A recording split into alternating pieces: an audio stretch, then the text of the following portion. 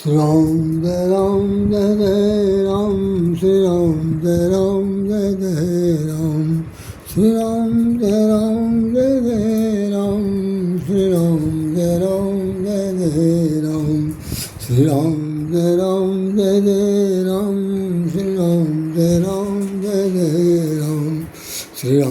Jai Ram Jai Jai Ram, Shri Ram Jai Ram Jai Jai Ram, Shri Ram Jai Ram Jai Jai Ram, Shri Ram Jai Ram Jai Jai Ram, Shri Ram Jai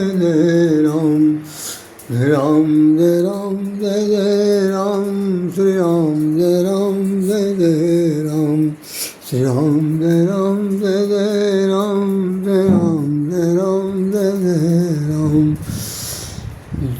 सर्व जय जय गिरवर राज किशोरी, जय महेश मुखचंद जकोरी, जय गज बदन खड़ानन माता, जगत जननी दामिनी दुति गाता, नहीं तव आदि मध्य अवसान, अमित प्रभाव वेद नहीं जाना, भव भव विभव पराभव कारिणी, विश्व विमोहनी विश्व विहारिणी, देवी पूजी पद कमल तुम्हारे, सुर नर मुनि सब होई सुखारे, देवी पूजी पद कमल तुम्हारे, सुर नर मुनि सब होई सुखारे, सेवत तो ही सुफल फल चारी, वरदायनी त्रिपुरारी बिहारी, देवी पूजी पद कमल तुम्हारे, सुर नर मुनि सब होई सुखारे। आज शारदीय नवरात्रि का ये दूसरा दिन है और माँ भगवती की उपासना में दूसरा जो नाम आता है, सर्वप्रथम दूसरा जो नाम आता है वो ब्रह्मचारिणी देवी के नाम आता है। ब्रह्मचारिणी देवी आपके सामने दिखाई पड़ रही है, संभवतः ये ब्रह्मचारिणी इनका नाम है। देख लें, ब्रह्मचारिणी है, नाम जैसा लिखा हुआ है उसके हिसाब से ये ब्रह्म के रूप में ही दिखाई पड़ रही है, ब्रह्मचारिणी है। इनके एक हाथ में माला है, कमंडल है और वरद हस्त है, दो हाथ हैं इनके, सिर्फ एक में माला है दूसरे में कमंडल है। और ये ब्रह्मचर्य का पालन करने का एक मात्र उपदेश देने वाली धर्म जगत जननी माँ भगवती दुर्गा है। आइए हम लोग इस पर थोड़ी देर चर्चा करते हैं और उसके बाद बताते हैं। सर्वमंगल मंगलेषु श्री सर्वादि साधिके, शरणे त्र्यंबके गौरी नारायणी नमस्तुते, या देवी सर्वभूतेषु सत्यरूपेण संस्था, नमस्तस्यै नमस्तस्यै नमो नमः, या देवी सर्वभूतेषु विद्यारूपेण संस्था, नमस्तस्यै नमो नमः, या देवी सर्वभूतेषु लक्ष्मीरूपेण संस्था, नमस्तस्यै नमो नमः, या देवी सर्वभूतेषु त्यागरूपेण संस्था, नमस्तस्यै नमस्तस्यै नमो नमः, या देवी सर्वभूतेषु प्रेमरूपेण संस्था, नमस्तस्यै नमस्तस्यै नमो नमः, या देवी सर्वभूतेषु सृष्टिरूपेण संस्था, नमस्तस्यै नमो नमः, या देवी सर्वभूतेषु ब्रह्माण्डरूपेण संस्था, नमस्तस्यै नमस्तस्यै नमो नमः, या देवी सर्वरूपेण शक्तिरूपेण संस्था, नमस्तस्यै नमस्तस्यै नमस्तस्यै नमो नमः। सर्वंग सर्वमंगल मंगलेषु शिवे सर्वास्वाद के सम्मके गौरी नारायणी नमस्तुते। फिर एक बार सुनिए, इसी श्लोक को मैं 2 बार 3 बार पढ़ूंगा। सर्वमंगल मंगलेषु शिवे सर्वार्थ साधिके, शरणे त्र्यंबके गौरी नारायणी नमस्ते, स्वस्थिर त्र्यंबके गौरी नारायणी नमस्तुते। फिर देखिए, त्र्यंबके गौरी नारायणी नमस्तुते, सर्वमंगल मंगलेषु शिवे सर्वार्थ साधिके, शरणे त्र्यंबके गौरी नारायणी नमस्तुते। ये जो श्लोक है उसमें लिखा हुआ है कि सबका मंगल करने वाली, सर्वमंगल मंगलेषु, सबका मंगल करने वाली, और सर्वमंगल मंगलेषु शिवे सर्वार्थ साधिके, और सब कल्याण के प्रतिरूप में है। और आपका संसार में जो पूजन पाठ है, आपका आवाहन है, वो सब किस लिए होता है कि आप 3 रूपों में हैं। जैसे भगवान श्री हरि ने अपने स्वरूप को 3 रूपों में बदल दिया था, तो वो त्रिदेव कहलाए। तो श्री हरि के त्रिदेव जो हैं वो कौन है? ब्रह्मा, विष्णु और महेश। और हैं ये कौन? ये तीनों भगवान श्री हरि के महाविष्णु के स्वरूप हैं। तो उसमें एक में भगवान विष्णु बने हैं, दो में वो भगवान ब्रह्मा और शंकर भगवान को वो उसमें अपने में निरूपित करते हैं। आरोपित नहीं, निरूपित करना माने कि आपको बताने से पहले बता दूं कि जैसे आपने कभी कभी अपने छोटे क्लासों में पढ़ा होगा, हाई स्कूल तक तो निश्चित रूप से पढ़ा होगा कि रेखागणित जब पढ़ाई जाती थी तो उसमें एक खास बात होता था। आप इसको समझ लीजिए, बहुत मैथमेटिकली बता रहा हूँ कि जब एक त्रिभुज को दूसरे त्रिभुज पर इस प्रकार रखा जाता है कि उसकी तीनों भुजाएं बराबर होती है तो वो समरूप हो जाता है। एक त्रिभुज को दूसरे त्रिभुज पर इस प्रकार रखते हैं कि उसके तीनों कोण बराबर होते हैं तो समरूप हो जाता है। एक प्रकार से ये लिखते हैं कि एक त्रिभुज को दूसरे त्रिभुज पर इस प्रकार रखते हैं कि उसके दो भुजाएं और दो कोण बराबर होते हैं तो समरूप हो जाता है। मैं समरूप होना माने क्या कि जो पहला वाला है वो दूसरे वाले के ही समतुल्य है नहीं, रखा जाता है, गौर से सुनिए, रखा जाता है तो वो समरूप हो जाते हैं। तो ये जो मैथमेटिकल गणित है, इसके साथ को अगर हम सृष्टि के निर्माणकर्ता के बारे में सोचें तो उन्होंने क्या किया, अपने ही समरूप तीन लोगों को बनाया, खुद को शामिल किया, उसमें तीन लोग बन गए। अब अगर कोई कहे कि ब्रह्मा बहुत बड़े हैं या भगवान शंकर बहुत बड़े हैं तो भगवान विष्णु बहुत बड़े हैं, तो चौपाई रामायण में बहुत जगह लिखी हुई है कि नाना भांति विष्णु का नाना भांति, भगवान शंकर का और ब्रह्मा का तो कहना है। आप काकभुसुंडी का और उनका संवाद अगर पढ़ेंगे आप तो मैं समझता हूँ कि पूरी रामचरितमानस का जो निचोड़ है वो सब ध्यान रखें। तो जैसे भगवान विष्णु ने, श्री हरि ने अपने को तीन रूपों में बदल दिया, वैसे ही महालक्ष्मी ने अपने को त्रिदेवी के रूप में अर्थात त्र्यंबके के रूप में बदल दिया। आज मैं इसलिए बेसिकली बता रहा हूँ क्योंकि 8 दिन तक जो बताना है उसमें ये बताना पड़ेगा कि जो दुर्गा देवी है वो महालक्ष्मी है। वो अपने को तीन इस तरह से विभाजित करती है कि उसका रूप अलग अलग दिखाई पड़ेगा। तो पहले में वो दुर्गा बन गई, फिर लक्ष्मी बन गई और सरस्वती बन गई, तीनों हो गई। और तीनों का ये है कि भाई जिसकी जब ज़रूरत पड़ती है उसको सबसे बीचों बीच में बैठाया जाता है। लक्ष्मी पूजा है तो सबसे पहले लक्ष्मी बीच में बैठेगी, दुर्गा पूजा है तो सबसे पहले दुर्गा जी बीच में बैठेगी, सरस्वती जी की पूजन है तो सरस्वती जी बीच में बैठेगी। मेरा मतलब ये कि हैं तीनों एक समरूप है। और इससे भी अधिक जो चर्चा है वो क्या है, आप श्रीमद् भागवत में पढ़ेंगे, जो मतलब लोग पढ़ते हैं, हम तो बता दे रहे हैं सिर्फ कि वास्तविकता ये है कि भगवान श्री हरि ने ये कहा कि सबसे पहले जब सृष्टि का निर्माण हो रहा था तो सबसे पहले मैं नारी रूप में प्रकट हुआ, नारी के बाद मैं नर बना। ये बहुत अचंभे वाली बात है। और उसमें बहुत से लोग भजन गाते हैं कि नारी से नर होते हैं ध्रुव प्रहलाद समान, जगत में नारी जगत की खान, नारी जगत की खान, जगत में नारी जगत की खान, ध्रुव प्रहलाद, नारी से नर होते हैं ध्रुव प्रहलाद समान, नारी जगत की खान। तो पहले वो नर नारी बनते हैं, उसके बाद नर बनते हैं। इसका एक उदाहरण रामचरितमानस में भी लिखा हुआ। मैं अभी प्रसंग पर नहीं आ रहा हूँ, मैं सिर्फ भूमिका आई है। उसके बीच में देख लीजिए कि जिस वक्त भगवान राम और लक्ष्मण वहाँ पर बैठे हुए हैं, किष्किंधा कांड में जो वर्णन आता है उस पर, उसका नाम है फटिक शिला। फटिक शिला पर बैठे हुए हैं और दोनों भाई आपस में बातचीत कर रहे हैं और बहुत ही हंस रहे हैं, हंस के बात हो रही है और बता रहे हैं कि ये पंपा नामक सरोवर है, ये फलाना है, ये कमल है, फूल है, दुनिया भर। अब यहाँ रोना धोना सब बंद है, बैठे दोनों भाई हैं क्योंकि पत्नी खो चुके हैं और बातचीत कर रहे हैं आपस में।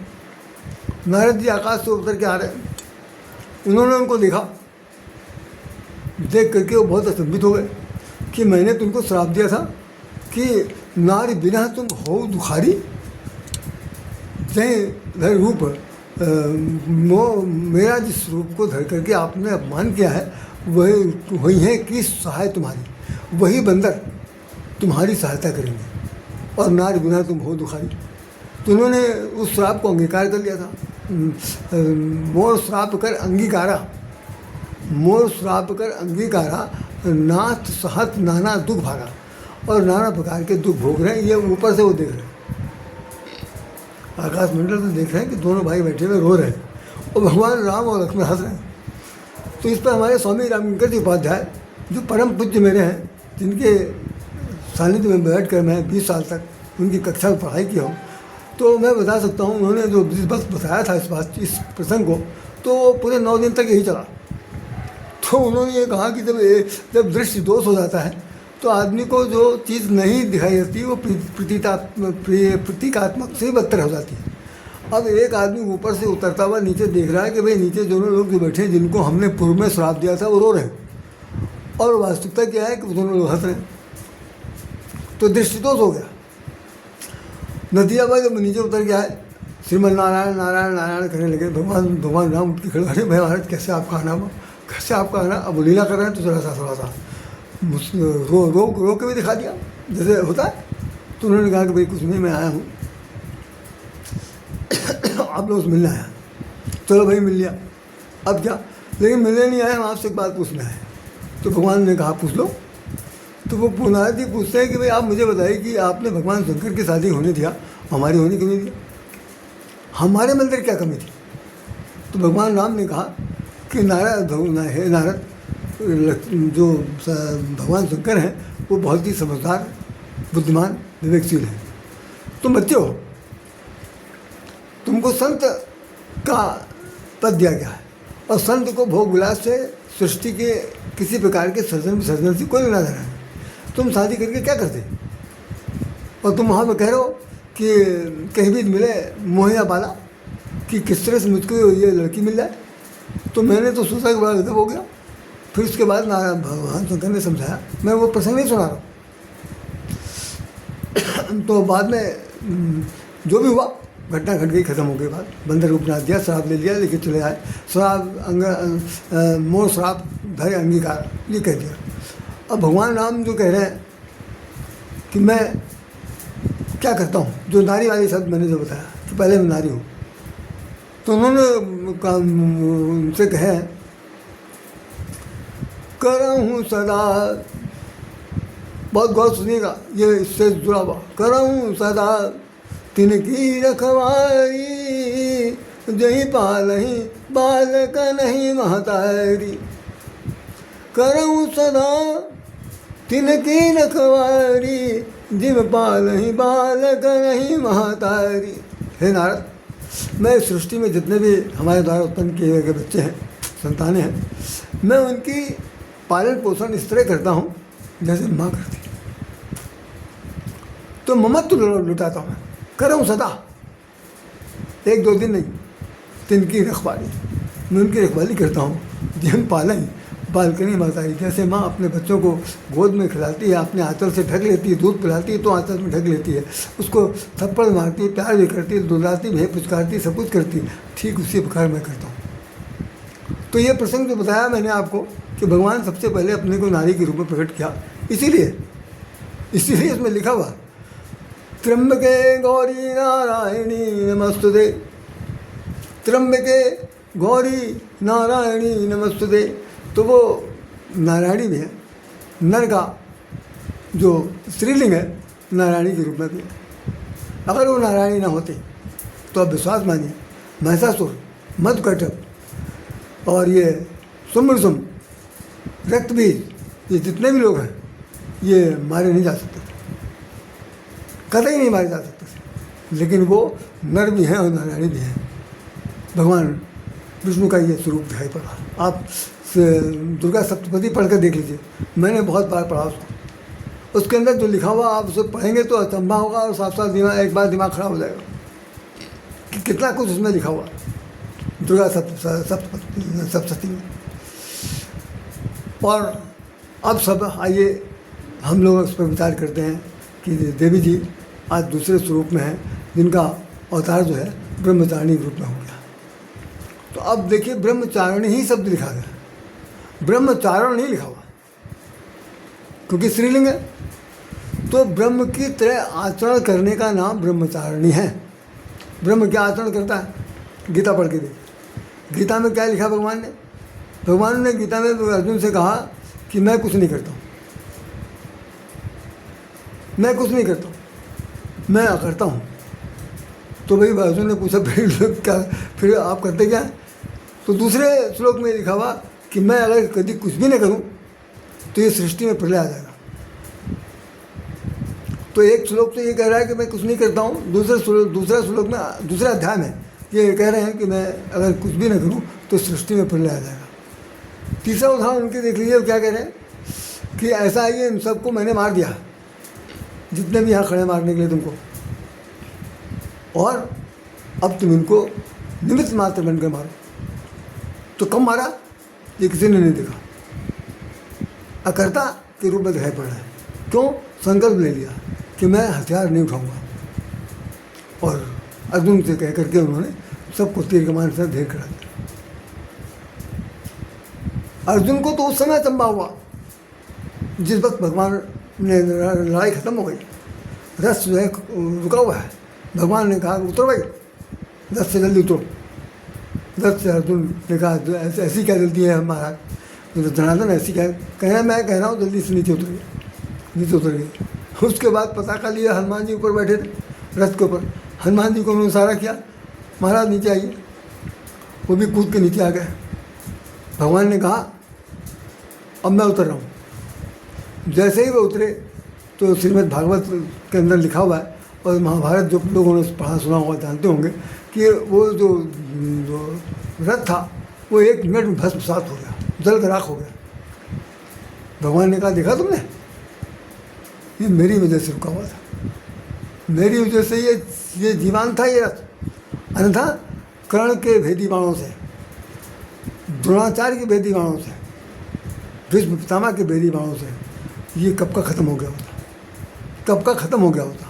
यहाँ तक कि इसके रथ का पहिया भी निकाल करके मैंने लड़ाई लड़ी माँ भीष्म पितामह के ऊपर दौड़े से। ये सब क्या है? मैं कुछ नहीं करता हूँ, लेकिन सब कुछ मैं ही करता हूँ।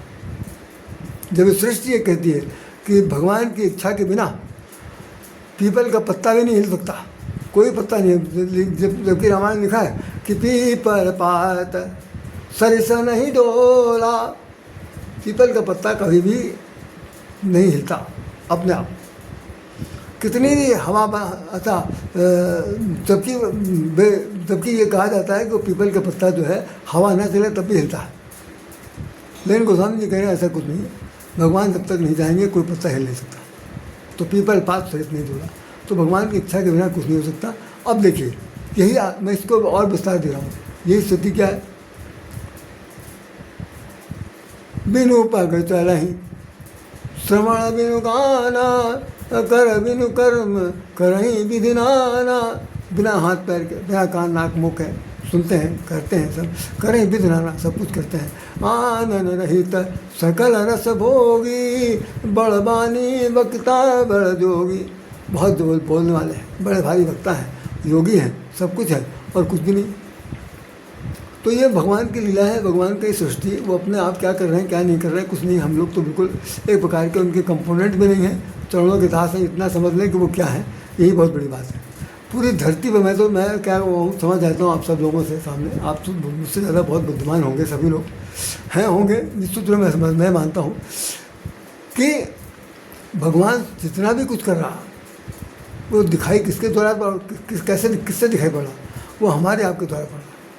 जब वो हमारे सामने ही नहीं आ रहा तो वो आकृति बदल करके, एक बार राधेश्याम बन गया, एक बार रमेश बन गया, एक बार दुलारे बन गया, एक बार राम सीता बन गया, एक बोला, मतलब इन सभी रूपों में वो आकर के सारा काम कर रहा। और उसका जो अंश और अंति का जो स्वरूप है जो हमें बताया था, इस तरह चलता था। अब जो हमारी ब्रह्मचारिणी है, जो ब्रह्म के आचरण का पालन करने वाली देवी स्वरूपा जगजननी जगदम्बे, आज हमें ये बताना चाहते हैं, उनके हाथ में माला है, उनके हाथ में कमंडल है, ब्रह्मचर्य का पालन करने वाला है। ब्रह्मचर्य की बहुत बड़ी विशेषता ये होती है कि उसके साथ 5 नियम बताए गए हैं, बहुत महत्वपूर्ण नियम है। उनमें से 2-3 नियम तो बहुत ही महत्वपूर्ण हम आपको बता दे रहे हैं, बाकी आप लोग खुद पढ़ते रहिए, जानते हैं हम क्या बताना। स्वान निद्रा, बलात् चेष्टा, स्वान निद्रा बलात् चेष्टा, अल्प आहार और बगुला की बकम ध्यानम, 4 तो ये आपके बकम ध्यानम काक चेष्टा, स्वान निद्रा, अल्पाहार, ये 4 चीज़ें हैं। एक 5वीं चीज़ है जिसके अंदर आपको संयम का पालन करना, ये ब्रह्मचारण का है। तो ये चारों आचरण भगवान के पास है। उन्होंने इस धरती पर देवी के रूप में उन्होंने हम सब लोगों के पास भेजा है कि वो माँ है, तो माँ आपको थपकी देकर सुलाएगी, माँ आपको थप्पड़ मारेगी, माँ आपको ज्ञान भी देगी, माँ आपको भक्ति भी सिखाएगी, माँ आपको ध्यान देना भी सिखाएगी, माँ आपको सब प्रकार से परिपूर्ण कर देगी। क्योंकि हमारे समाजशास्त्र में, अब मैं क्योंकि समाजशास्त्री हूँ, हमने समाजशास्त्र से हिंदी से में किया, तो मैंने समाजशास्त्र में एक बात पढ़ा है कि जीवन में सबसे प्रथम पाठशाला जो है वो माँ होती है। समाजशास्त्र का है, मैं समाजशास्त्री की हैसियत से बोल दूँ तो उससे कह सकता हूँ कि सबसे बड़ी प्रथम पाठशाला माँ होती है। उसके बाद अन्य लोग आते हैं, पिता का भी नाम नहीं है, पाठशाला वो कुछ नहीं है। उसके बाद दूसरा नाम आता है समाज। घर से अगर सब सीखा हुआ बच्चा अगर सही ढंग से हष्टपुष्ट होकर दिमागी तौर पर जाएगा तो समाज का सामना कर सकता है। नहीं अगर वो घर से निकल कर साधा गया तो समाज में फंस कर बर्बाद हो जाएगा। तो प्रथम पाठशाला माँ है। तो जो ब्रह्मचारिणी देवी जो है वो हमें सिखा रही है सबसे पहले स्वान निद्रा। स्वान निद्रा को, स्वान मैंने कुत्ता, कुत्ते की बड़ी खास बात होती है कि वो जिस घर में पाला होता, बाहर तो मैं पालतू तो कुत्ते होते नहीं, तो भगभग भौंकते रहते हैं, लेकिन घर के अंदर स्थिति होती है, जो कुत्ते पाले जाते हैं उनके अंदर निद्रा की स्थिति है कि घर में कोई घुस भर जाए सबसे पहले वो भौंकता है। क्यों? स्वामी भक्ति है, अपने मालिक की भक्ति के लिए वो रात दिन जगता रहता।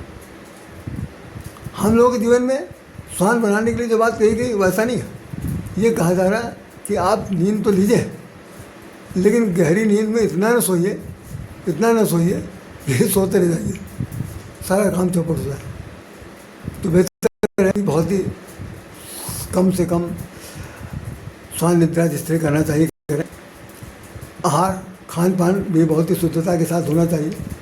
इतना आज की तारीख में जो भोजन किया जाता है भाई वो टाइम शाम हाथ जोड़ता है, मुझे मालूम दाल रोटी में तो दम था नहीं है।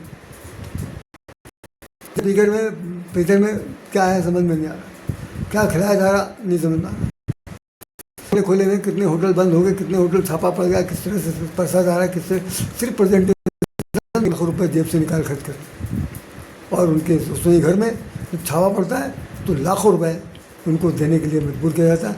और उसके बाद फिर ताले खुल जाते, सड़क पर कोने कोने में इधर उधर सब कुछ जो कुछ बेचा जा रहा है, खाद्य भोज्य पदार्थ, केवल हमको और हमारी पीढ़ी को मारने के लिए।